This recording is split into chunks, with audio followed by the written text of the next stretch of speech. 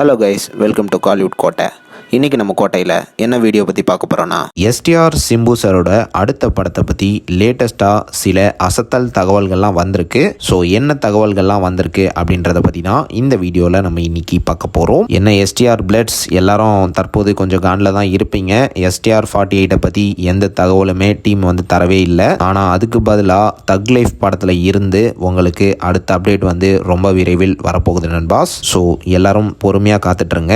Okay நண்பாஸ், இப்போ STR ஃபேன்ஸ்க்கு எல்லாத்துக்கும் சந்தோஷப்படுற மாதிரி ஒரு செய்தி ஒன்று ரீசெண்டாக வந்திருக்கு. என்ன மேட்டர் அப்படின்னு பார்த்தீங்கன்னா, எஸ்டிஆரோட அடுத்த மூவிஸ்க்கான டாக்ஸ் தற்போது போய்கிட்டு இருக்கு நண்பாஸ். ஓ மை கடவுளே டிராகன் படத்தை டைரக்ட் பண்ணிட்டு இருக்கும் அஸ்வத் மாரிமுத்து அவர்கள் தான் எஸ்டிஆரோட நெக்ஸ்ட் படத்தோட டைரக்டராக இருக்க போறார் நண்பாஸ். அண்ட் ஆல்சோ ஏஜிஎஸ் ஃபிலிம்ஸ் இந்த படத்தை ப்ரொடியூஸ் பண்ணுறதுக்கான வாய்ப்புகள் ரொம்ப ஜாஸ்தியாக இருக்கு. தற்போது இந்த படத்துக்கான பேச்சுவார்த்தையை போய்கிட்டு இருக்கு நண்பாஸ். அப்படி ஏஜிஎஸ் இந்த படத்தை ப்ரொடியூஸ் பண்ணாங்கன்னா அவங்களோட 23வது படமாக இந்த படம் இருக்கும் அப்படின்னு சொல்கிறாங்க. அண்ட் ஆல்சோ இந்த படம் ஓகே, ஆனால் இந்த படம் எஸ்டிஆரோட 49வது இல்லைனா 50வது படமாக இருக்க போகுது. அண்ட் இது மட்டும் இல்லாமல் தற்போது படத்துக்கான ஃபைனல் நெகோசியேஷன் டாக்ஸ் போய்கிட்டு இருக்கு நண்பாஸ். விரைவில் படம் ஓகே ஆகிடும் அப்படின்னு தகவல் வந்திருக்கு. அண்ட் இது மட்டும் இல்லாமல் கரண்டாக இப்போ பார்த்தீங்கன்னா டைரக்டர் அஸ்வத் மாரிமுத்து பிரதீப் ரங்கநாதனை வச்சு டிராகன் அப்படின்ற ஒரு படத்தை டைரக்ட் பண்ணிட்டு இருக்கிறாரு. அண்ட் ஒன்ஸ்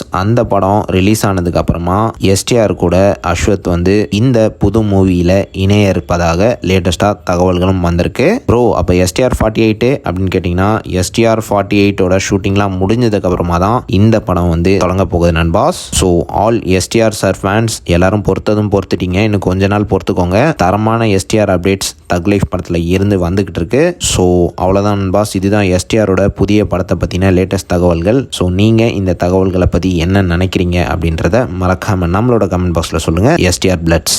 மேலும் பல காலிவுட் அப்டேட்ஸை தெரிந்து கொள்ள எங்கள் சேனலை சப்ஸ்கிரைப் பண்ணுங்கள். நன்றி.